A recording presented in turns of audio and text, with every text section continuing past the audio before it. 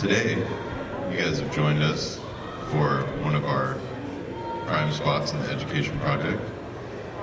Today, we have Jeremy Grant-Levine and Kat Walshak with us, and today's demonstration is titled A Quest for Balance, aka Adventures in Crowdfunding. Let me give you a little background on these two. Germ has been blowing glass for 13 years. As a working artist, he has made a name for himself in pipe culture as one of the most technical and innovative makers in the industry. Mixing classical shapes and modern silhouettes, he is able to transform his pieces from merely function into sculptural showpieces. His work has been displayed in galleries in Seattle, Philadelphia, New York, Miami, and Tel Aviv. He has taught workshops and collaborated with artists all over the world. Kat is a creative director who has worked in the fashion maker scene for the last decade. She has 3 successful Kickstarters under her belt and a successful tailoring business. She is currently creative director for Hijinks, a Philly-based ad agency specializing in the marijuana industry. Let's give a round of applause for these two for coming out today. All right. You guys go ahead and take it away. Yeah, we're good. What's up, guys? Yeah, thank you. So we're mostly going to be talking about crowdfunding. You guys probably know, I just successfully completed a Kickstarter campaign to fund a larger project that I wanted to do called 1,000 Glass Cranes. So I guess we'll start basically talking about where the idea came from and then how we got to that point, and then we'll sort of walk you through the... Do you have access to the video? That one video clip? Could you play that? Shit. Is it just stills? It's just Yeah, it's just stills. We didn't know what the audio would be like. Yeah, we didn't know if the TV and the audio was all going to link up, so we didn't want to like rely on videos. Go to 1000glasscranes.com and check out all the great videos we put together for the campaign. Yeah, so basically, let's rewind to last year. September of last year, I was lucky enough to be able to fly to England and go to Dismaland, which was this huge pop-up that Banksy did. And when I was there, I was just struck by both the scale of it and sort of like the intensity of like the content. And it sort of made me start this whole year-long reflection of my work, the scale of my work and the content of my work. And at that point, and once I started sort of looking at that kind of stuff, I started to get a little frustrated with my personal lack of content. And I feel like I was falling into this rut where I was chasing dollars instead of chasing passion, when I had been chasing passion for the past 10, 12 years, you know? So that started to get me thinking about sort of just injecting more content into my work. And doing it through pipes, because that's our medium and that's our form. So it started with January of last year. I did a series with my shopmate, Trevi Metal, called Tools for Enlightenment. I have one of the pieces back at my booth. And they're all like functional representations of Hindu and Buddhist ritual objects. Sort of the idea of putting focus on the ritual aspect of smoking and sort of the communal aspect of smoking, and thinking about the idea of like communal smoking as a human ritual that predates religion in a way. So sort of trying to put that content into my work. And then that brought me to making this piece, which is a shrine based on sort of like in a lot of Buddhist homes, there's like these small personal shrines. In Catholicism, there's always these small like icon cabinets, like these small spaces to hold sacred objects. So when I finished that project, what I was starting to realize about my life is that I was going through a lot in my life where I was lacking sacred space in my own personal life. And that's why I found myself unconsciously driven to create these small sacred spaces. But again, the scale, like the scale of this, it's like, it's a foot or two wide. It's not very big, but like that piece right there took me 200 hours to make, you know? And it's just like, so the scale of it was still smaller than I wanted to work. So then as the year was going by, I was sort of hitting this wall with my work, with my finances, with my personal life, and just needed to start like thinking about like a reset button. And I've been folding origami since I was a little kid. It was like always this soothing thing that I would do, like something about folding paper and taking a two-dimensional thing and with a couple folds being able to create a three-dimensional sculpture was just really cool to me. Who introduced you to that? To origami? My parents did. So both my parents are artists, and my parents have always like really encouraged me to play with materials and explore different ideas. You know, so when I was a kid, I don't really remember exactly how or when it happened, but like, you know, as long as I can remember, I've been like fiddling with paper and fucking with paper and different materials. So then I decided to make a glass crane, you know, just an sort of origami a glass interpretation of the origami piece. And it was, what I started with was a line drawing of an origami crane. So then I made a three-dimensional representation of a two-dimensional representation of a three-dimensional object, right? And that was just sort of like on a whim, just needed to make it, needed to get it out of my system.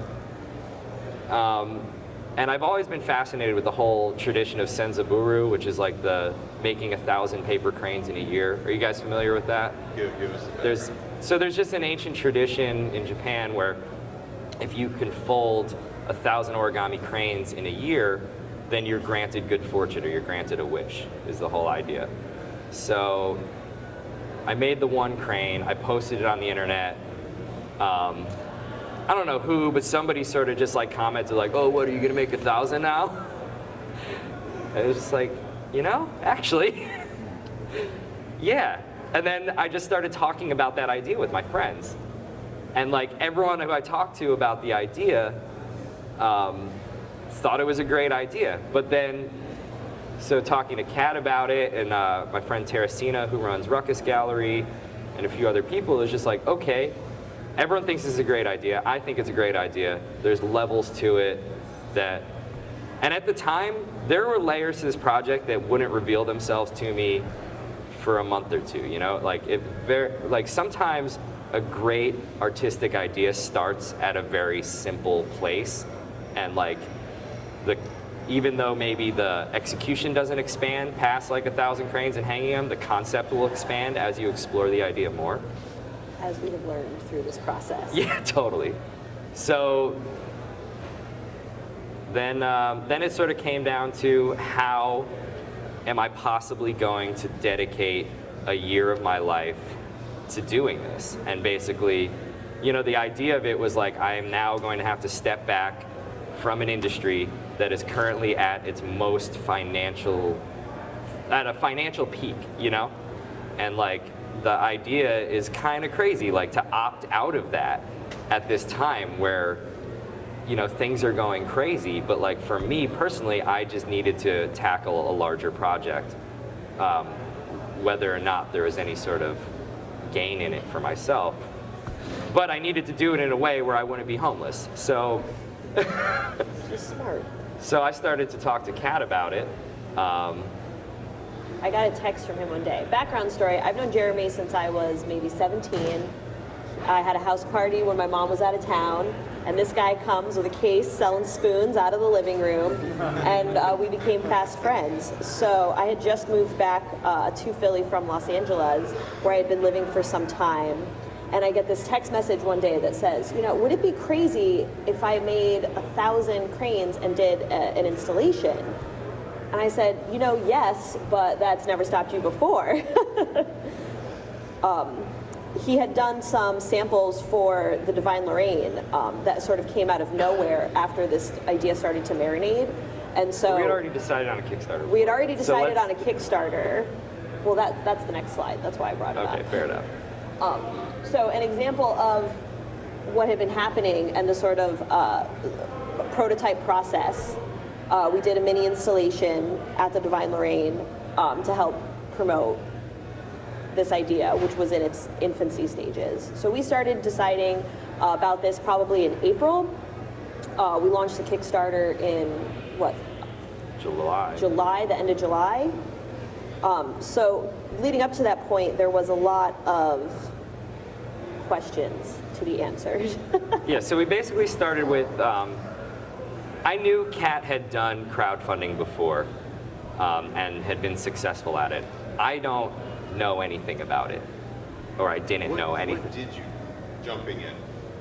Because you had to have some type of inclination of what's going on. So what I knew was I had a project that was way outside of the scope of something that I can handle myself.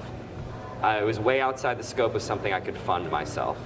And I knew that crowdfunding is a way to potentially launch larger projects.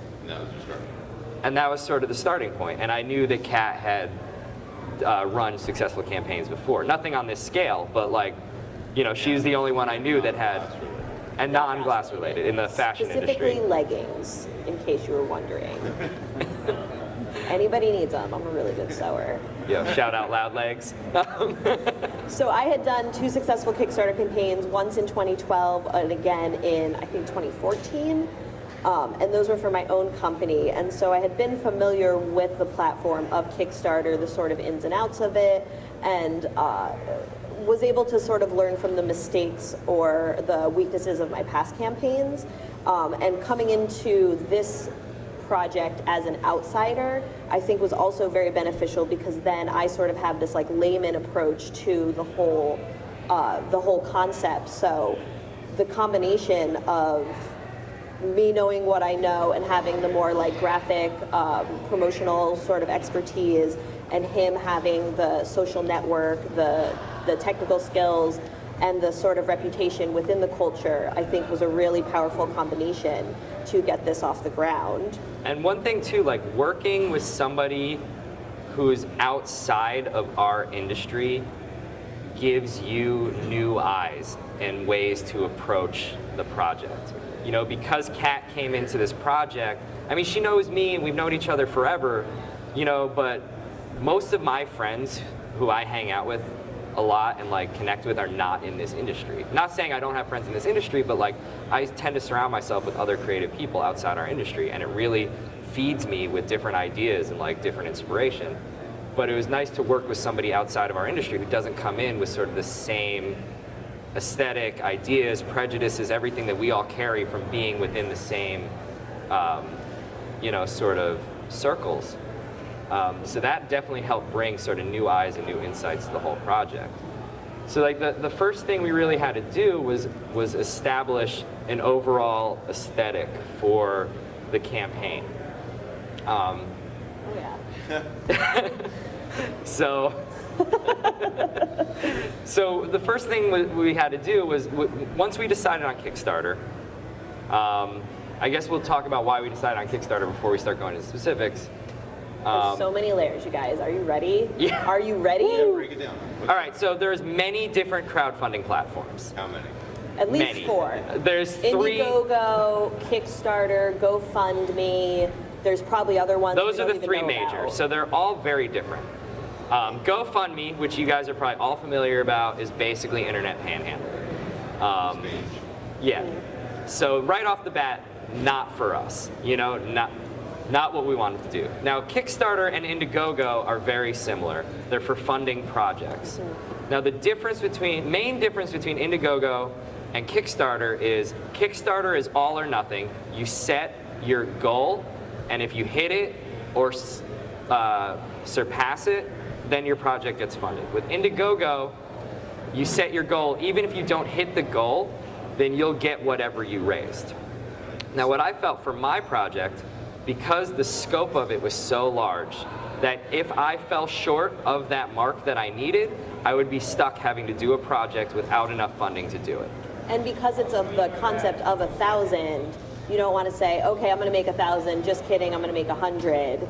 You know, so to follow through with the idea as a whole from beginning, planning stages. They say in the fashion industry, measure twice, cut once. I don't know if you're all familiar with that expression. Okay, cool. Yeah, universal. Measure twice, cut once. So that's sort of the approach we took with all of the planning. And I mean, frankly, we planned for 4 months before, you know, the campaign was only 45 days. So we planned almost twice as long, if not longer, Right. before executing the launch, just to make sure all of the ins and outs, you know, all of the T's were crossed, all of the I's were dotted. How do you choose the length of the project? Well- 45 days. I just like nines. 4 plus 5 equals 9. I don't know. It's your call. You can make it 99 days. No, it's between 30 to 60 days, I believe. And so we figured 30 days might be too short to get the sort of, because it is a lot of money. I mean, we were very ambitious in this project, but at the end of the day, we're trying to raise $80,000 And then at least. another so. idea too why we did 45 days. Our launch was in the middle of the summer, and summer's a low time for a lot of people financially. So we ran it 45 days, so it'd spill over into September when, you know, the economy sort of like kicks back in. So it was like we set the buzz all summer long, you know, and it started then, but we made sure that it was going to end near the end of September, you know, when people's finances are usually a little bit more stable. So anyways, so we started out this idea, we decided on Kickstarter, and at the same time we decided we were going to launch this Kickstarter, my good friend Najib had an opportunity to curate an art show at the Divine Lorraine Hotel in Philadelphia, and he knew I was about to launch this project. So he asked me, he picked 7 different Philadelphia artists, different mediums, to deck out the lobby of this old hotel.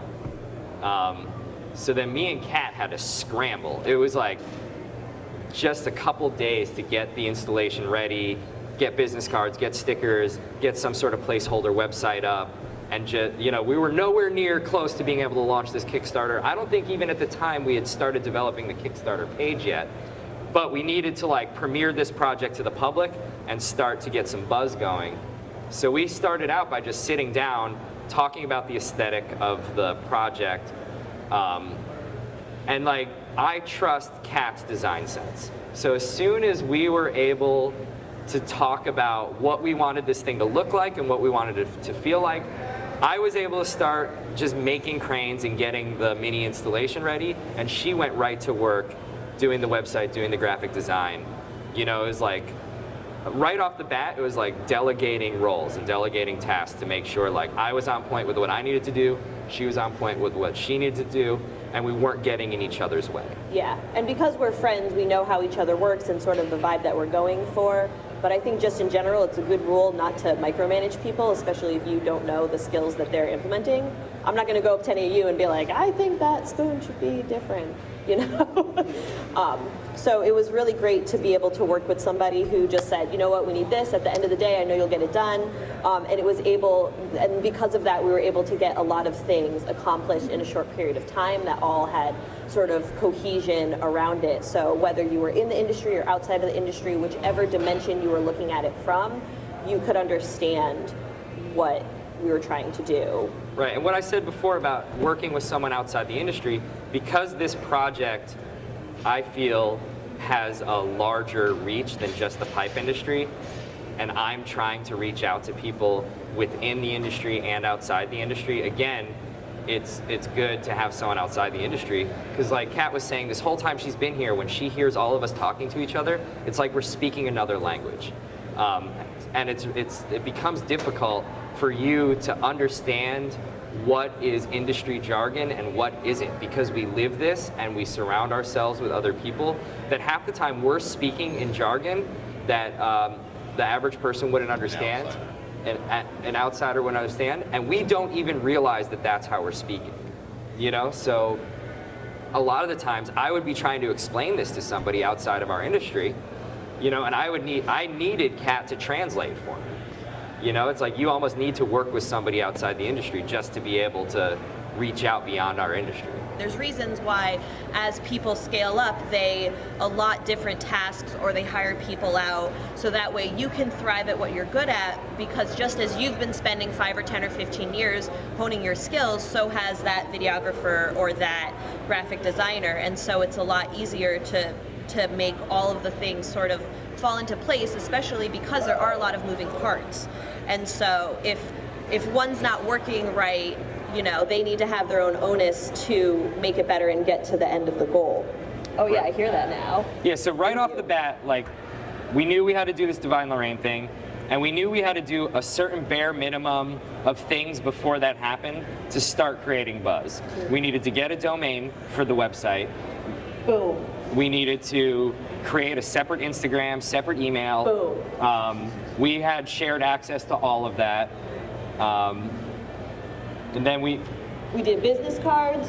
Yeah, just sort of basic stuff just to establish the project before the launch of this, of the installation. Every platform. Hit every platform. Business card, digital. Yeah, Right. I mean, Person. it's 2016. Just having a good product isn't enough anymore for people. You need to have a sound visual representation. You need to have talking points. You need to have social media followers. I mean, Interesting merch. interesting merch. So you we know. had to rush all of that because we only had 10 days, I think, from the time we found out about this installation. Basically, we decided to do this project, and then we found out about the Divine thing, and I was moving at the same time, and we had 10 days to just like get all of that done just to do the installation. So we sort of like decided to put the actual, like, hey, we're going to do a Kickstarter, but we put the actual Kickstarter on hold for a second just to like get to that point. And then after the Divine is when we started to really work on creating the Kickstarter page. But the nice thing about doing the Divine thing is that we then had content already. And content is the most important thing in doing crowdfunding and doing a larger project. And social. And social media. Content's everything. So, where are we? Kat, were you like full-time on this, 40 hours a week? Ish. I mean, at the time I was working freelance, so I was able to sort of commit the time to it. You were just digging in when. And yeah, I mean, I had just moved back. I was really excited about the project. I had nothing but time on my hands, so. It all lined up. So it was also just very serendipitous timing where I was able to do this sort of as a front, and then because of my experience with it, we were sort of able to run the ins and outs, and it was this perfect time where there wasn't anything really pulling me away. And actually, I had started a job 2 weeks before the campaign ended, and so I had come to him and say, hey, I'm probably going to be checked out for the last 2 weeks. Like, is this cool? And he was like, you've done plenty. Like, Right. So then the Divine happened, and then we needed to really start organizing our strategy for creating the Kickstarter. Yes. And that strategy, I cannot stress enough how important the preparation is before the launch. All of the questions, get feedback from your friends, manage your calendar, have a plan of execution, and again, going back to content, I mean, think about it. You're going to be doing, if you're asking for something for 30, 45, 60 days, you're on social media every day. So the people, even if they support you, they don't want to see the same thing every day. They don't want to see the same graphics. So you have to like switch it up for them so that doesn't just become white noise, because you're competing with all of the other things on the internet and social media. And so, really going in, having a plan of action, being super fluid. I mean, we changed our launch approach maybe 3 or 4 times before. Yeah, I mean, like I said, we worked from April until July before we launched on making everything perfect, and everything was not perfect at launch. But it was as close to it could be. We'll get there. We're still in the planning phases, man. So right away we needed to start figuring out, okay, here's how a Kickstarter is structured. There needs to be a video. The video is the most important part. It's the first thing people see. Then you need the story. You need to figure out a way in your story to connect yourself to the project and the investors to the project and sort of link everything together. You need to have your rewards tiers. You need to have graphics. You need to set out your budget. You need to figure out what you need. So this is like all these bullet points that we had to start with before we can even start creating the page. So we sort of had to lay all that out. And then there's things too, like at first, Jeremy, believe it or not, is actually very nervous in front of cameras. And so at first we had opted, we're not going to do traditionally. Kickstarter has very sort of bland, hi, I'm Joe, this is my project sort of videos. And I don't even know that they will get seen all the way through a lot of the time, but it is a staple of the platform. So we had decided, you know, for my last Kickstarter campaign, I just had a video that was just like a cool leggings music video. It had little to no information, but it was tight. So, you know, we were sort of fiddling with which approach we want to take with the video. I mean, the project is very complicated. How deep can we dive into that? Do we even want to dive into that?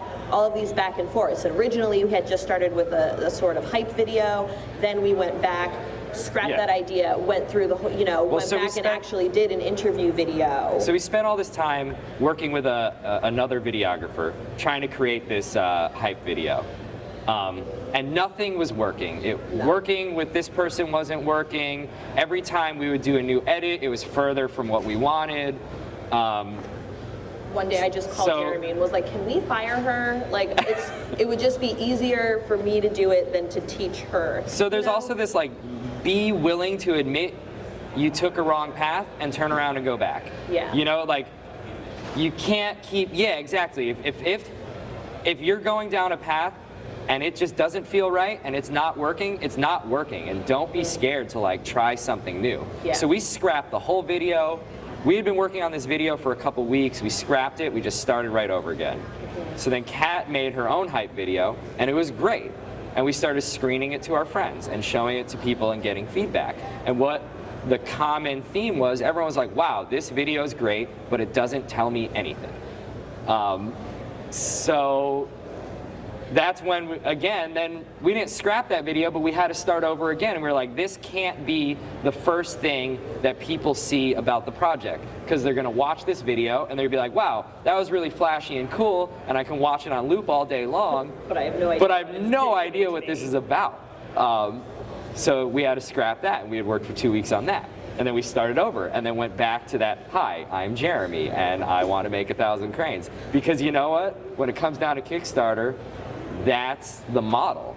You know, like, when someone clicks on that video, they need 2 or 3 minutes of just, this is what it is, this is what I want to do, this is who I am, and this is how I'm going to do it. And here's how you can help me. And I think that that's a big testament to, you know, in these beginning phases, show your friends what you're working on, get their feedback, and listen to what they say, because especially if it's people outside of the industry or people that, you know, are just coming off of the street, that feedback can be a game changer. And, you know, they plant those seeds. Once you launch, it's very hard to go back and change things. So having all of these sort of obstacles sorted out before the campaign is live just makes it a lot easier, because once the campaign is live, that's a different set of work that you have to put into that. So just sort of really spelling it out for people, because ultimately nobody's going to invest in something that they think is half-assed or something that they don't feel some sort of an emotional connection to. And so really bridging that gap, especially because you're going from somebody who's, you know, really makes their living off of selling pipes.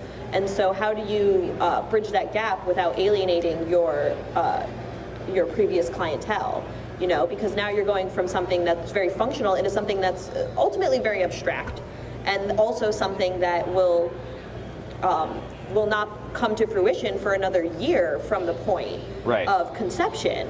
So dealing with all of those things and the sort of troubleshooting back and forth, the conversations that we had about it, you know, all of that goes into the planning and into the content strategy. I mean, and we had to really start spelling things out. Like, ultimately, our main customer base are not abstract thinkers. They, seriously, it's very difficult. What I've noticed, I don't know if it's a younger generation thing, if it's a weed industry thing, whatever it is, but like, there is a very prevalent inflexibility of thought within a certain age group. Was that your main focus? Was that your target group, the pipe No, Well, it wasn't my industry. target focus, but because I already have a following, that was my springboard. I knew that I needed to use the following that I already had to help springboard this project into the mainstream. You know, so if I can get that 18, 19-year-old kid with the Pelly to understand and like the project, then maybe I could get that kid to show his mom or his aunt or his whatever, you know, just like sort of. Bridging The hope was to use the following that I already have and like push it out into the mainstream. So we had to make it cool and fun and visually smooth for those kids, and we also had to be able to spell everything out for them, and then also make it sort of safe and accessible for people who are outside of our industry. So we had to do a lot of things with the same thing, you know. So then we started planning that out. We got the video together. Ran it by our friends a few more times to see if we had missed anything. And honestly, I will say, I can't tell you how many times I've heard Jeremy say, "Hi, I'm Jeremy Grant-Levine, and I'm a glassblower," because of the editing. So there gets to be a point when it's just sounds. It's not words. It's just sounds, and you're trying to line it up to the beat and make sure that the color correction is good. So don't be afraid to show people works in progress. Don't be afraid to show people. And I mean, I assume just like us, we're surrounded by a lot of artists, so you can get really, really good positive criticism and feedback outside of just like, I don't get it, you know. So we were able to sort of mold and shape it into what we needed it to be. And then also too, during that creation process, in the world of understanding your calendar, you know, like he had said earlier, we made sure that when we launched it, it would end at a day that wasn't conflicting with schedules or holidays, those sorts of things. But I really forced him to become very organized in looking at calendars, planning execution. Which I okay, am every not. Monday we're gonna launch a new video. I need you to post on social media once a day. And so, you know, my role as project manager wasn't just in creating content, it was also helping him execute the Kickstarter in a way that wouldn't control his whole life during the campaign, because he still needs to work outside of that, you know, and I'm working outside of that also. And I mean, just as one artist to another, I was very reluctant to be organized for quite some time. And I will tell you, I'm never going back. I mean, really, the amount of time to put into organizing for the ease of how everything else falls together, I mean, I cannot stress how, you know, I mean, I She's spent... pro-organization. Yeah. Oh my God, when we set up the Thousand Crates Gmail account, and she, you know, we both had access to it, the first time I logged into the account and saw how I didn't know you could organize an email account, let alone have it broken down into all these different things. You know, she has it tagged so emails come in and go into different folders and all this stuff, and like, Yeah. you know, Because, you know, clutter is dead, and I truly stand by that statement. Whether it's mental, whether it's physical, the more things you have around you that aren't in a place, the more energy you have to put into finding a place for those things. So if you just nip it in the butt first, then everything else is just exponentially easier. This is one of the hardest things for glassblowers to do. For any artist, I mean, it's not just limit, it's just an artist's way that we're hardwired. And like I said, I was very resistant to it for almost 30 years of being like a self-employed artist. Anyone in the audience, you know what your workbench looks like. you know what type of artist you are. You know if you start your day with a clean bench, or if you like to walk up to a mountain of scrap and tools and go at it. right? Oh, and if questions come up as we're going, and you really need to fire them off, like while we're jump talking, raise your hand and Shelby will come over with the mic. I'm sure you have no statistical breakdown for pipe industry collectors that bought in versus, let's call them civilians, you know? I don't. I have. Yes, or some kind of estimate? I don't, because I have a breakdown of where funding came from, like where they clicked to get to the page, you know, but that doesn't really tell The me much. algorithm that tells you where they came from by the click source. Yeah, but as Okay, far so as like, you guys are just about to tell us that you're going to launch. So you've shown the video. The campaign is about to turn over to where it's live. Go. all right, So, Oh, next slide. Well, Yeah. yeah, launch. Launch. You're gonna have to come back because I did see the pie chart on that one, which is post-launch. Yeah. But I really Yeah. want you to explain the pie chart. okay, so we launched. It got to this point where like we thought we worked out every detail. We thought it was perfect. We thought we had everything covered, and it was just like, well, here we go. You know, we got approved by Kickstarter. Kickstarter has an approval process. You submit your project, and it takes a few days, and they check it over and make sure that you meet all the community guidelines, which include No paraphernalia. no paraphernalia. So like this project, you know, had to be outside of the pipe industry. Like no paraphernalia as rewards, no paraphernalia as the project. And with Kickstarter, you have to have a project, you know, so they need to review and make sure you're not just like, my dog died and I need funds to see my grandma, you know? So, you know, they reviewed it, they approved it, and then we launched it. I do have in my notes here, launch, you will barf. Oh yeah, I think it was you. You texted me, hey, how do you feel? Yeah. I feel like I'm gonna barf. Gonna barf. So it's like, once you launch, what I didn't realize, so I was maybe naive enough to think that this whole process was going to be empowering. And it was Famous last words. yeah. I thought it was like, oh yeah, I'm gonna ride the shoulders of my industry and everyone's gonna have my back and this is gonna be awesome. It's gonna be a tidal wave of support and it's gonna feel so good. And then I'm gonna. Did you know? Little did I know. Blindsided. Yeah. So, in the world of planning things is this working? Kind of. In the world of planning things, because how I said earlier, there's a whole different set of work that you have to do once the campaign is alive.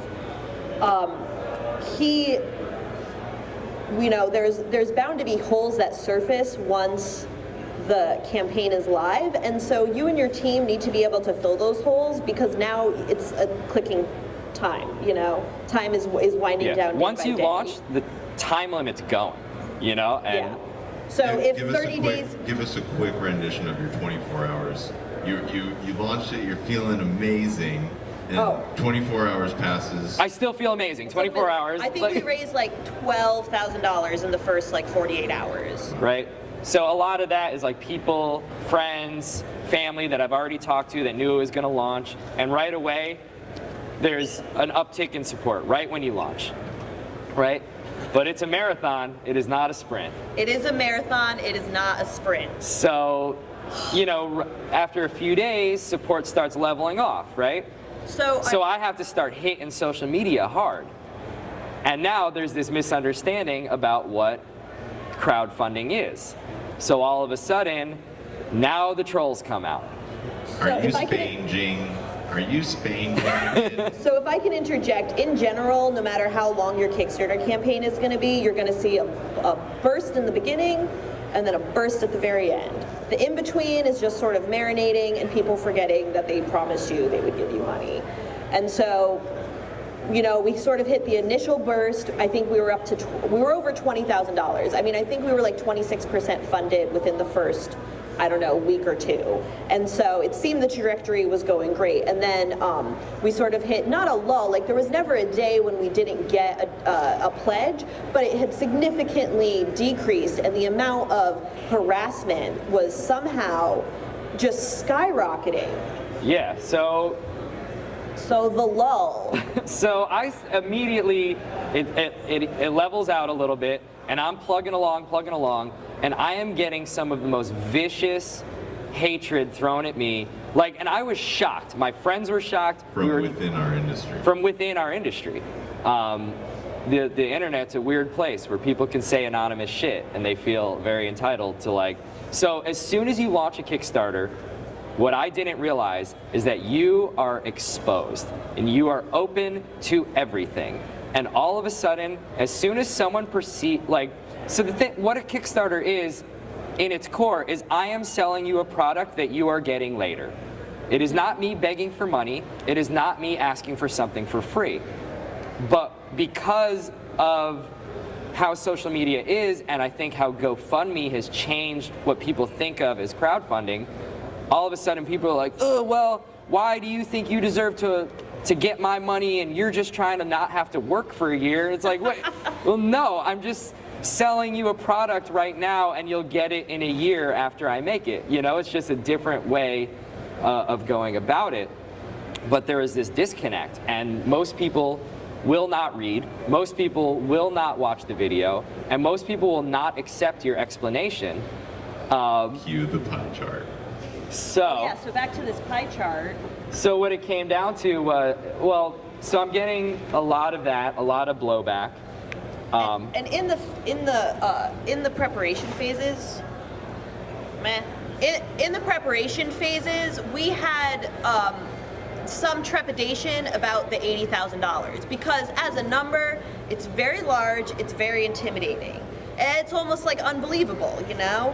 And so that was what the people started to target in on. And in my experience with Kickstarter, I had never dealt with this kind of blowback. So we didn't really have a plan of action as to how to really deal with it. So when we were planning originally, our thought was, let's just avoid the numbers and let's just put it out there and see what happens. And we never really, if you read, there was a little breakdown of what everything went to, but people don't read. No. So they see the number, they do the math, and all of a sudden they're outraged. Germ wants 80 grand. Yeah. Germ wants 80 grand. Yeah, exactly. They thought it was going to look like this. They didn't think it was going to look like this. So you guys had done the prelim work, the breakdown, 80 grand, and you knew exactly what all those expenses were. Right, but we didn't think that was information that the public was going to be very concerned about. No. Yeah, we just didn't want to harp on the number because we just didn't want to trigger the trolls. And it turned out that by not harping on the number, we triggered the trolls. I would argue they were there no matter what. Yeah, they were going to be there either way. So then we actually made this pie chart, and then even then, people were still meowing. You guys give us the pie chart stats because we can't see it. Oh, okay. So basically, we have $80,000 broken down into raw materials, $20,000, studio cost, $11,000, admin, $10,000, Kickstarter fee, they take 3%. No, Kickstarter takes 5%. Kickstarter takes 5%. And the credit card processor takes 3%. And the credit card takes 3%. So that's 8% right off the top. Right off the bat. Before you even get anything. And What's then that equal out of 80,000? It's about $6 yeah, grand. so we have $6,500 for the fees, and then another 10 grand just for taxes. That's just right.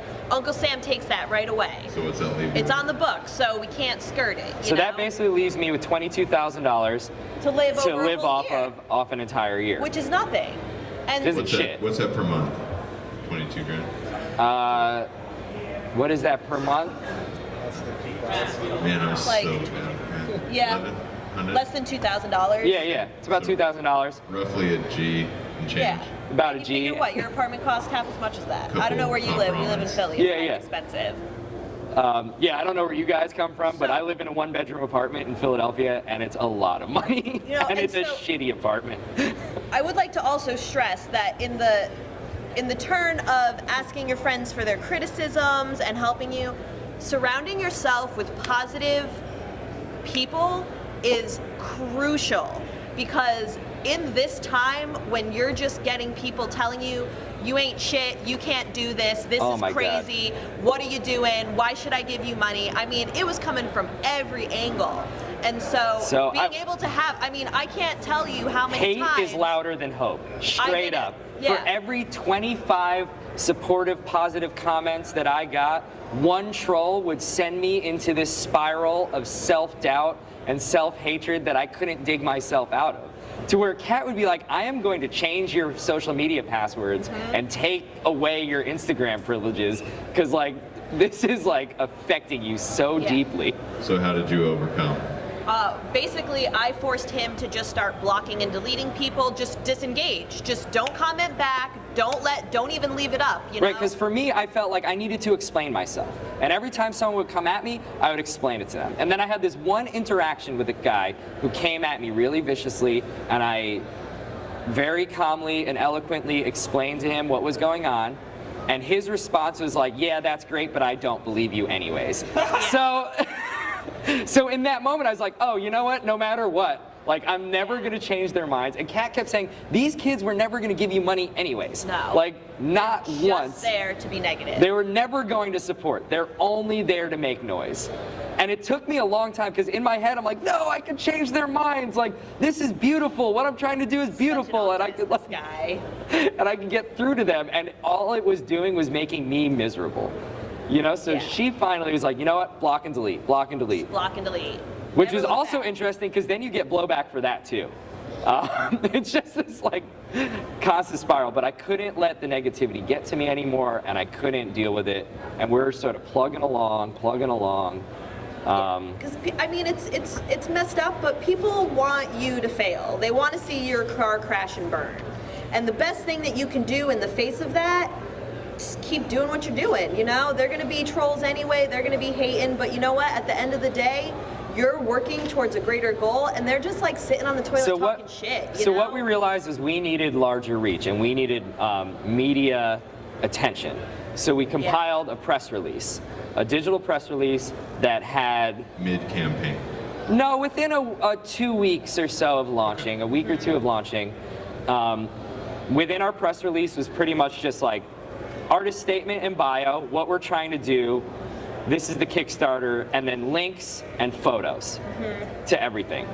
So I just started blasting that out. I would wake up in the morning and I would spend like the first hour of every day trolling the internet for art blogs, art bloggers, design blogs, any sort of like media aggregating website, Anybody that you know that might have connections. local news, Vice, everything, just blasting press releases out.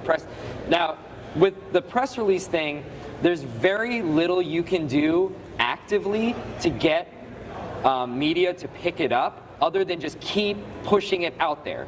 And then every time we would get media coverage from that press release, you add it to the press release, and then I would resend the press, as things got added to the release, I kept a list of all the places I already emailed, and as I was adding to the release, I was resending it to those different places and adding more people to it. So it was like every day, I just spent an hour every morning, first thing, drinking coffee on my laptop, just getting emails, going, and then even like not just sending the press release to the website that I want to contact, but then I go through and find different different writers' personal emails. It's like, okay, well, here's a website that I want to be featured on. Now, who on this website is writing about this kind of stuff? Find their email, add it to the list, and just keep sort of sending that out. And we started to get some response. We got Vice to cover it pretty right off the bat, which was huge. You did that podcast. I did the Wise Guys podcast, which was great. Philly.com. Yeah, Philly.com picked it up, which is the Philadelphia Inquirer. I did the Torch Talk. You know, it was just like doing as much media. It was almost like doing like my living room like media tour. You know, just trying to get it out there, trying to plug it as much as possible. But what was still happening was like, I was still trying to push it on my social media, and I was still getting trolled, and it wasn't getting anywhere.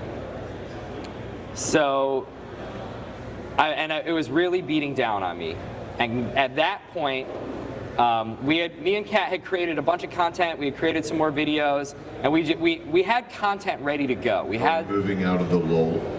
Is that where you're about In a to minute. tell us? We're still in the lull. We got the aha moment coming up. So we, Okay. you know, Stay tuned. we had content ready to go. We had like our clip loaded with content, but it just like, we weren't getting movement. We weren't getting moment. We were losing momentum.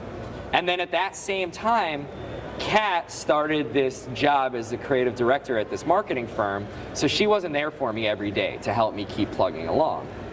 So while she's doing that, I'm sort of just like banging my head against the wall, and like I actually stopped posting every day on Instagram because I couldn't keep opening myself up to all that kind of hatred, because it was really just affecting. Do some more research on Kickstarters and doing research on crowdfunding. Like, how do I make this work? How do I make this work? It's like we're already, whatever, 35-40% of the way there, but it just seems so huge. And I read a statistic And this statistic said 98% of Kickstarters that reach 60% funding will reach 100% funding. That's huge. Where'd you read that? I don't know, just some crowdfunding blog. Like, I was just on the, I don't even know if it's true. It was just what I needed to read in that moment. Like, it's just, so when I read this thing, I was like, holy shit, I had to change my entire mentality about this thing in that moment. And what I realized was I was focusing on getting hundreds of people to throw tiny amounts of money at this thing to get me to 100%. And what I needed to do was shift my focus and find one person to get me to 60%. And then it would snowball. So then what I did was I really stopped posting on social media, and I really pulled myself back from being open to like all that criticism. And I just sort of like compiled a list of people who may have already helped me or were in some sort of position to help me, and figure out personal strategies for approaching those people. So I just started setting up meetings, you know, and I had a meeting with a local guy who owns a laser company. You know, we went out to lunch, and he had already donated to the project, and I was explaining to him, the 60% thing, and he was just like, yeah, right on, man, I got you. And, you know, he threw a chunk at it, and he got it past that 60%. And then it just started rolling. And I had already done some legwork with other people, and I had some other guardian angels who had come in. Were your rewards in place at that moment on the Kickstarter? Were the high-level rewards in place, or did you implement them at a later point in the I had process? a somewhat of a high-level reward, an $1,800 level for 5 cranes, but I didn't have anything higher than that. With Kickstarter, there's a $10,000 donation cap per person. So like this guy offered to throw a good chunk at the project, and he ended up having to, we had to work this out. Neither of us realized that, so he had to set up 2 profiles and whatever, and like got us there, or got it moving. So, you know, shout out to Laser Pimp for that. And then, so that got it, started getting it rolling, you know, and I had also talked to Nick about it. Nick was a guardian angel during this whole thing. As much as you are out there plugging and trying to identify all the people that can help you, sometimes someone who can help you will come to you too, and will present themselves to you. So it's like, always just be out there, be talking, be willing, be open, you know? So, and it was crazy. Like, again, I don't know if this statistic is true, but in my case, it was totally true. It was like, once it was past that level, it just fucking took off, you know? And then I think it's a mental thing with people, you know? It's like, I had to change my mentality to get myself to this certain point, and as soon as it tipped that balance, it changed everyone else's mentality about it. And I stopped getting trolled. And like, it was incredible. It was just like, once I shifted my own focus, it just shifted the whole focus of the thing, and it just took off. Where are we? So that's the thing we were talking about. There's holes. Yeah, well, as the holes come up. You're out of the lull. Things are looking up. Yeah, so as the holes come up, you plug them. So it's like, okay, make the pie chart. Cool, like that, explain that. All right, well, I can't seem to wrangle hundreds of people to do this. I need to find one person. Cool, do that. Like, I mean, I had definitely had some meetings that wasted my time. You know, it's like, but you just have to take those risks. It's like, the thing about, like with the Kickstarter thing, you are so open and raw, like just on the basis of doing it, that like, fuck it, dude, like you're already out there. You need to just pursue every avenue you can and suck your pride up and just go for it. And just, again, because it's a ticking clock and it's all or nothing. And it just gets to this point where you need to just maintain that momentum and maintain fluidity. And I just want to say, as an artist, I think it's really good to dump your ego every like 5 or 10 years and sort of give yourself a hard reset to just push yourself as a person and as a creator further and further. So I always encouraged him to just surrender to the sort of vulnerability, because I think that you build up a tough skin, especially in a competitive industry. And sometimes, especially when you're really trying to think outside of the box, you just need to approach it from a sense of humility that I think is really good for building artistic character. Yeah, and so I was saying before, I was like naive enough to think that this is going to be an empowering experience. But it actually turned out to be one of the most degrading experiences of my life, like in that lull in the middle of it. And I think that that was huge for me to then understand how to shift my mindset about it. And it was like stripping down like all this shit and all this ego and all this bullshit, and like, it made me realize that like ultimately our industry isn't shit, and our industry is so tiny and has nothing to do with the rest of the world, and nobody outside our industry gives a fuck, and they probably never will. But because I've been in this industry for so long and I've worked my way up the ranks, I had a chip on my shoulder about it. And like, I really thought that this is going to be empowering, and this was going to work, and this is going to be huge, and it was going to take off, and it's like, oh, I'm me, like, you know what I mean? Like, this is going to fucking be awesome. And then, it stripped me down, and it broke me down, and it really like destroyed this ego part of me that had built up over the past few years. And it was crucial, and I don't think if it was easy, it would have worked. And because it was hard, and because I had to fight for it, and because it like destroyed me in so many different ways, I was then able to rebuild myself and come out of it on the other side. So we did meet our goal, in case you were wondering. We made it to $80,000 5 days before the campaign ended. Yeah, so 5 days before the campaign ended, I'm sleeping, and my phone is blowing up. And it was Nick, right? Nick sends me a text that just says, well, I think we know what the end of your lecture's gonna be. It's just like, what is he talking about? And then I look at my phone, and it's like, we're 3% away. Mm-hmm. It's like, oh my God, this is fucking crazy. And I take a shower, and I come out of the shower, and my phone is just ringing off the hook, and it had finally pushed over. But then it's like, then once you're over, and if you still have time, you still want to try to get over your goal. Pushing. So you got to keep pushing, but then you have to push in this other way. It's like I had to shift the messaging a little bit, like, thank you, we met the goal, let's keep going. Or, we came up with this idea to keep it rolling where it's like everybody who donates even $1 gets entered into this raffle, So it's like it just helped sort of keep it going, past the goal. And it gave me other content to keep putting up in that 5 days afterwards. A lot of positive content. Yeah. Right. Just keep plugging positive content. Stay positive about it. It's like, even at your darkest moments, man, like, I had an amazing support structure around me that just helped me. Like, there were days I was fucking losing my mind. I was at the end of my rope. Fuck this campaign, fuck this project, fuck this industry, fuck this studio, I'm gonna get my accounting degree, this is bullshit, like. Buying a plane ticket to Costa Rica, one way. Yeah, I'm out of here, like, but I just had this good team. It was like, Kat was there to help me manage the campaign, Terrace from Ruckus was always there to just be like, come on, you can do it, one more push-up, like, don't be a pussy. And, and I had my girlfriend there, and she was all very super supportive, and just surrounding yourself with positive people, and that really just sort of helps you carry you through, like having a good team. Just, I can't even say enough about what that is. You cannot do something of this scale alone. I couldn't even begin to start this process by myself.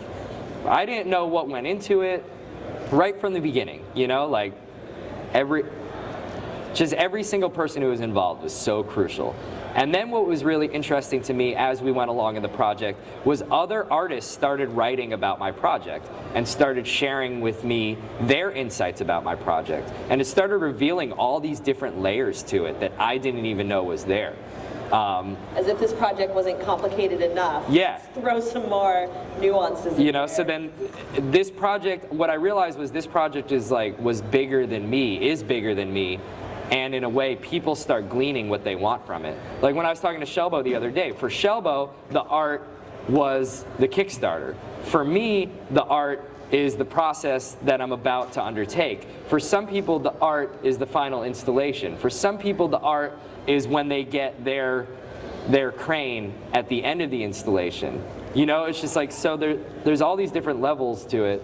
I just want to interject because my opinion there about how the Kickstarter is the art, it's not exactly that, but I feel like there's a very powerful artistic statement behind using Kickstarter as a pipe maker to fund an art installation, and that is a conceptual, almost performance piece that Germ executed in a way that it hasn't been done before. So that's where my explanation of it itself is an art piece, because if you look at it conceptually, he kind of broke ground and did something, and there was so much possible, not feedback, and well, feedback in good and bad ways, but a lot to overcome to get to the point where it was successfully funded. So it wasn't until the point that he had it funded that my opinion was formed in that way about how the piece was just kickstarting, and the idea behind it was almost a conceptual art piece in itself. Right. Shit, I just had a thought and then it left me. Like you said the other day, if it didn't get funded, it wouldn't mean shit. So I'm glad that we're able to talk about the success and not how the trolls took over. Right, I mean, because our industry really exists on social media. And the general art world does not. When I was over in Israel teaching, and I was meeting all these other artists over there who are like international artists in different mediums, and you know, I'd be like, yo, check out my Instagram. They don't give a shit. 50,000 followers on Instagram doesn't mean shit on the international arts scene. You know, like, what's your website? Oh, I don't have a website. You know, oh, check my Instagram. Oh, we don't have Instagram. We don't care about Instagram. Like, our industry exists on social media, but the art world doesn't. So for me to try to, and I don't understand that world at all, but I do understand social media somewhat. You know, so for me, it was like using social media as a launch pad to break into the art world, you know, in this other way. Because that's the tools that I have at my disposal and that we all have at our disposal. But it was like I think the most crucial element of it was how polished the campaign was, how polished the visual aspects of the campaign was, professionalism, having a website, having a separate Instagram, you know, just like the overall aesthetic of the project and making it look intentional and making it look professional and making everything tight and making sure that there's a visual aesthetic that runs through everything, that links everything, and it doesn't look scattered and it doesn't look all over the place and sloppy, was huge. It was super important. You know, technology's advanced to this point where with very little effort and knowledge, you can create something that's very professional looking. But you have to do that. You have to like understand that. And again, checking in with your friends constantly and showing works in progress to people will let you know whether or not what you're doing has that polish. And there were things that happened during the sort of filling in the holes phase that we didn't really expect because we were so deep into the project. Like, for example, does everybody here actually know how Kickstarter works? There was definitely a huge sort of inquiry phase where people are like, well, what is it? When does my credit card get charged? And all of these sort of FAQs that come in. And yeah, so it's still fresh enough of a thing that even though you guys were deep in it and you know all the ins and outs, when you show it to somebody for the first time and they've never even heard the words Kickstarter, like, I don't know what you're talking about. you know, and then there was a thing too where our website, the Thousand Cranes website, had a bunch of stuff about Jeremy and the project, but you know, once the Kickstarter was live, it didn't necessarily just go right to it. And so I really want to stress too, whenever you have an audience, remove all the obstacles for them, because as soon as they have to do an extra click or the credit card system isn't clear, they're gone. And whether or not they're coming back. Spell it out. Yeah, You gotta I mean, spell you really everything got to out. spell it out. Same thing with the pie chart. I mean, And not, you know, I mean, and just sort of, again, going back to like shop language versus layman language, those kinds of things. I mean, just really simplifying it as best so that, you know, if somebody who had no idea who you were, no idea what this was about, could understand it within, you know, 5-10 seconds, because that's the sort of attention span we're competing with. And that's the type of person that you're really hoping to get on board Right. with this. And there was like simple things like switching gears. So like the Vice ran an article about the project, and like most of their links on their page went to the Thousand Cranes website, not to the Kickstarter. So what we saw was a huge increase in traffic to our website, but not necessarily an increase in traffic to our Kickstarter. So Kat identified that hole and immediately nixed the website and turned the website from this beautiful thing into just a button that takes you to the Kickstarter. You know, and it's just like these little like problem-solving things to make it simpler for people. I mean, to the point where like people would send me messages, hey, how do I reserve a crane? And it's like, dude, you passed 3 links to reserve a crane to get to the point where you sent me a message to ask me how to reserve a crane. You know, like never assume anything about your audience and make it very easy for them to get to where you want them to go. People aren't going to read, you know? And nobody's going to give you money if they feel dumb. And also the personal approach. So it's like we did the social media, we did all that stuff, tried to get as much coverage as we could. And then how I was saying how I would spend an hour every day, every morning sending out press releases, I also spent an hour every afternoon going through my Facebook, you know, seeing who was on Facebook Messenger right now who would potentially be into it, and just like, hey man, what's up, how you been? Like send them a link, chat them up, add a little personal thing for each person to get their attention so they know that you're not just copying and pasting something even though you are, but you add that little personal touch geared towards that person at the beginning of your message. And I can't tell you how many times I would send a message to someone, hey man, how you been, blah, blah, blah, how's your kids, whatever, just reminding you about this Kickstarter I got going on. How many times someone would hit me back and be like, oh shit, I forgot, I've been meaning to do that, thank you. And then they would go and donate. Or people who may not have necessarily even seen it yet. I was surprised about that, like how many people that I know personally that I reached out to personally who were like, oh shit, like I didn't even see that, you know, thank you for reaching out, like I'll do that right now. So like the layers of how you have to reach out to people, there's so many different things that you have to do to try to reach people. And honestly, just being open to casting a wide net and filling in the holes where they might be, and just, you know, the art of asking people for things, especially if you're not used to it, or if you don't really know the approach. I mean, the first step is just doing it and kind of seeing what sticks, and if it works out, just follow through with it, and if it doesn't, just move on to the next idea. Because, you know, if you have 60 days to raise this money, you've got to do it. I mean, that's your goal, so whatever you can do. And I think going back to the sort of putting your ego aside, you know, that is really beneficial, because, you know, if it's the end goal by any means necessary, then that's a great exercise in, you know, how to ask. And 45 days feels like forever when you're trying to produce content for it, and then it's over in a flash too. And it's also too, I mean, if you invest 4-6 months into formulating a plan, going through all of these steps, I mean, the last thing you want is to fall short by a few $1,000s. Right, so going into it, we had already invested 3 months of our lives into creating this project and this Kickstarter before anything was even live, you know? So the amount of work that went into it on the planning end, and then the amount of work that we're doing during the campaign, you don't want to fail, you know? And to make it professional and to make it something that someone's willing to invest in, you have to put those months of planning. Like I started going on a Kickstarter and looking at successful campaigns versus unsuccessful campaigns, and no matter what, one of the common themes in successful campaigns versus unsuccessful campaigns is the amount of effort that the creators put into creating the campaign.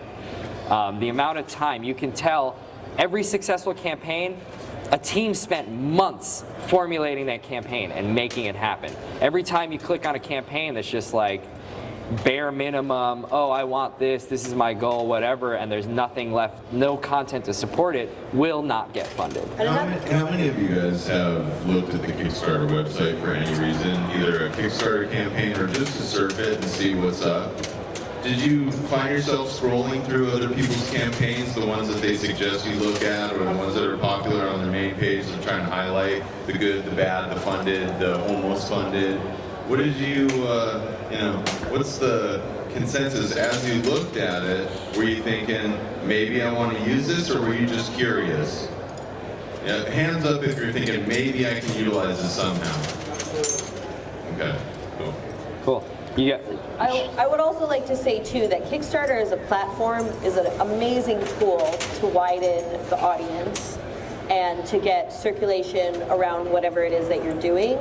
However, it's not necessarily a platform for art. There is this art section, but it's mostly, I mean, especially for the installations, you're getting like a lot of Burning Man installations, those sort of things that have their own sort of funding families that come from it. When you look at the things that have been the most funded through Kickstarter, it's a lot of gadgetry, and so you're talking about tech companies that can spend $10,000 on a video, that can drop $20,000 on hiring a manager to do it. And so if you're going to do it yourself, I think it's really important to know the sort of like level of expectations that the platform also produces. Because I think that I personally have seen a tremendous amount of inventions, art projects, things like that are great projects, but not great campaigns. And so in order to have a successful campaign, having a great project, unfortunately, isn't enough. And so implementing the platform as its own project is a very important stage in creating especially large scale and large amount pledges, because that's the sort of competition you're up against, even though it's not necessarily within the same world. right, we were trying to create a certain level of professionalism and polish with no budget, and we couldn't hire professional videographers, we couldn't hire do sound mastering, and just like, it was just all this simple DIY shit. Like, we made a sound booth out of the closet in my living room to like record the voiceovers, and like, just so DIY, just everything we did, but we had to do it in a way that gave this air of professionalism, borrow a good camera from a friend who has a good camera, or, just sort of simple stuff like that. Yeah, it was maybe the 4th video I had edited in my entire life when we started. Now I think I'm up to like 10, thank you. So I think too, it's just, keeping your eye on the prize, the end goal, and sort of figuring out what you need to do to get to that place. Is there any other reaction to the campaign that you guys wanted to cover before we kind of open it up to a Q&A? No, let's open it up. You guys have questions? Yeah, I'm going to come out to you, so if you got a question, Here, wait until... throw your hands up and I'll come over. Based on your experience, would you do it again? Would I fund a... Would you kickstart again? If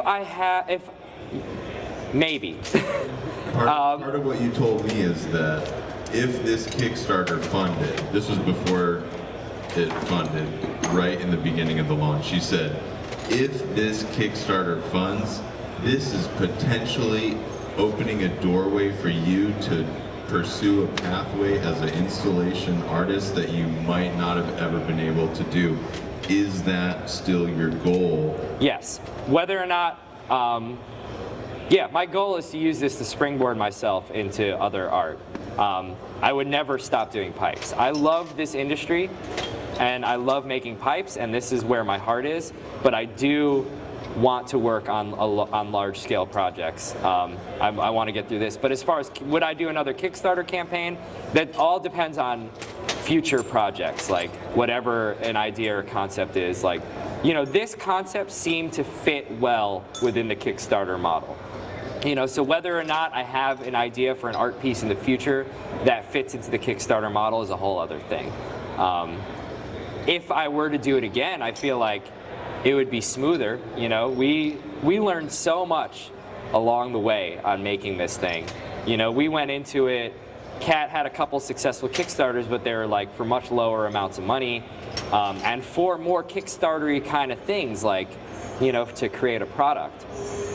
So yeah, I feel like if we did it again, it would be a little easier on us as far as like planning and making content. But whether or not I would do it, I don't know. It would all depend on whatever concept I come up with in the future. Just give them enough time to forget how stressful this first version was. Yeah. Anybody else throw your hands up? We got a...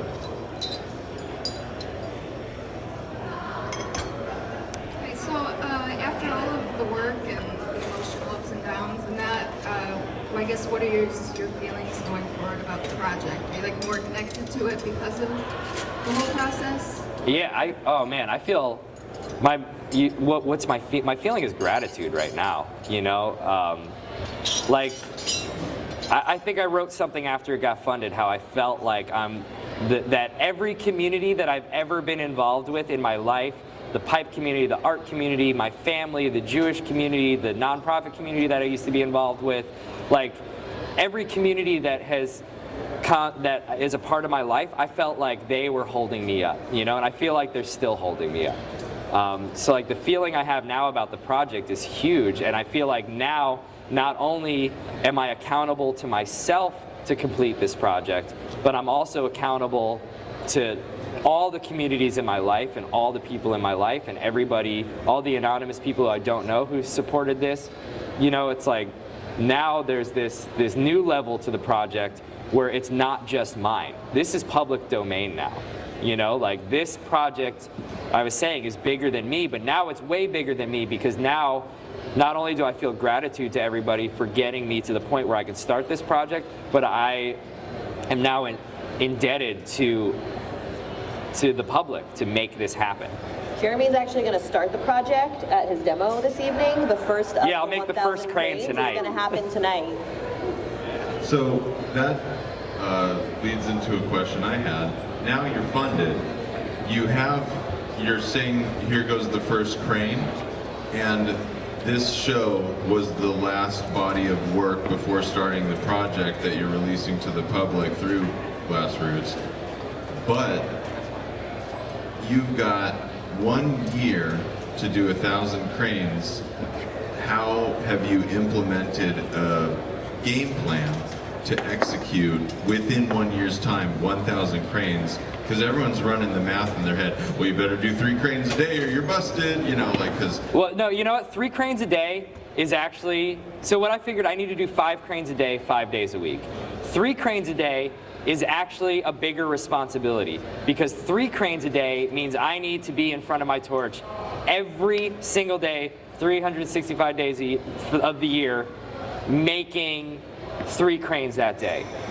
So that's why I asked, do you switch to 20 cranes one day and 2? No, so in my mind, what I've kept, I need to make 5 cranes every day, 5 days a week, which will then give me weekends, and it'll give me 2 weeks of flex time throughout the year, because I'm still going to need to create a few functional pieces a month to sort of make ends meet and cover expenses. So yeah, I want to put an egg in my top ramen, you know?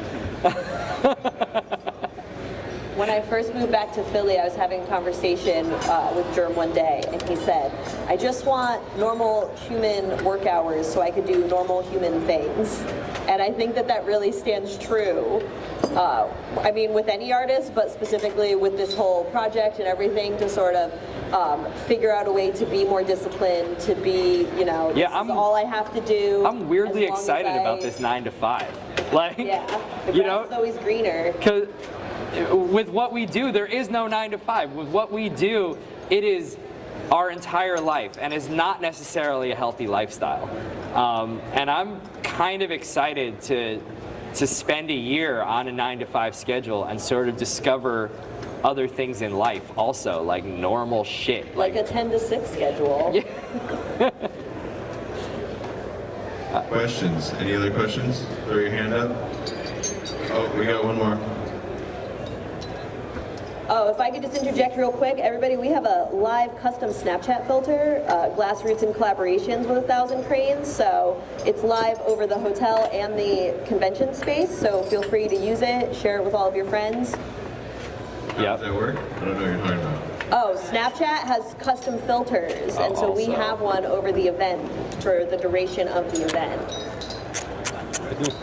Maybe it's a young kids game. I don't know. You're looking at me weird. Okay, here's our next question. Two quick questions, or I guess statements. One, are you taking donations of color for your project to help you through the production of 1,000 items? Yes. All right, awesome. And then second, it's possible to Let work me in- get that 4 mil. I think it's possible to work in 9 to 5. I've been really working hard to have that in my life too, to have a normal life, to be an artist, but also to be a human. And I think it's doable. I think you can do this. Thank you. Thank you. Yeah.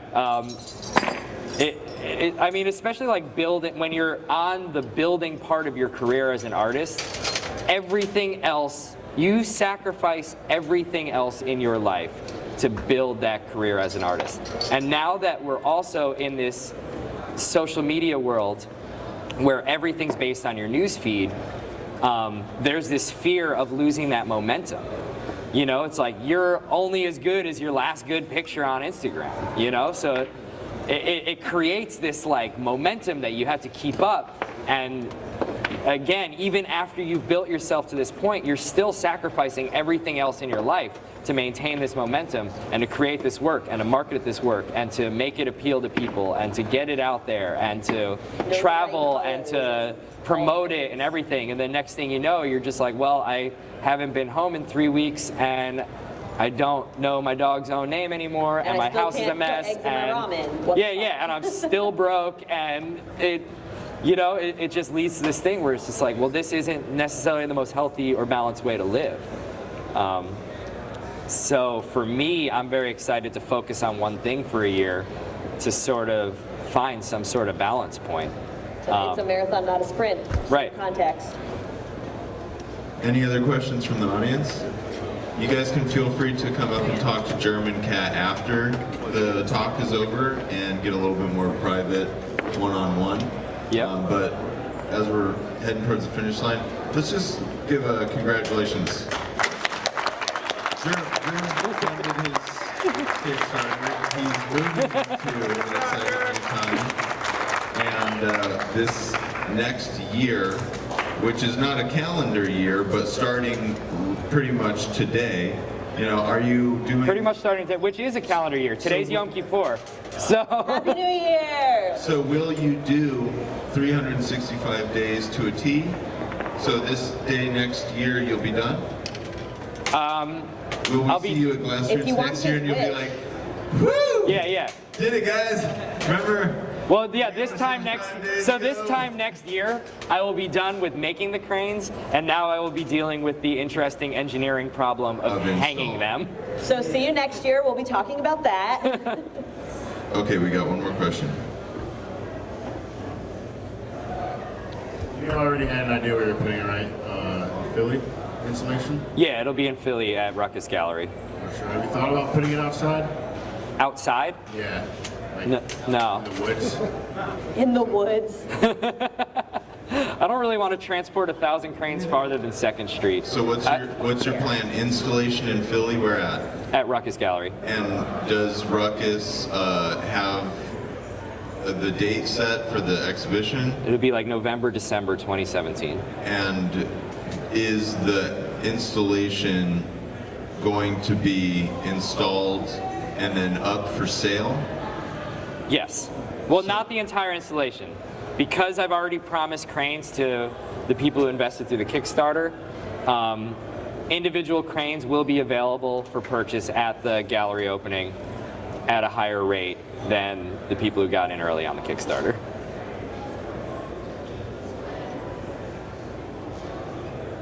So then after this opening, would you be open to possibly taking that gallery show to other galleries across the country to display it, or is it just going to be this one-time thing? My plan is to keep 100 of them as like a traveling mini installation.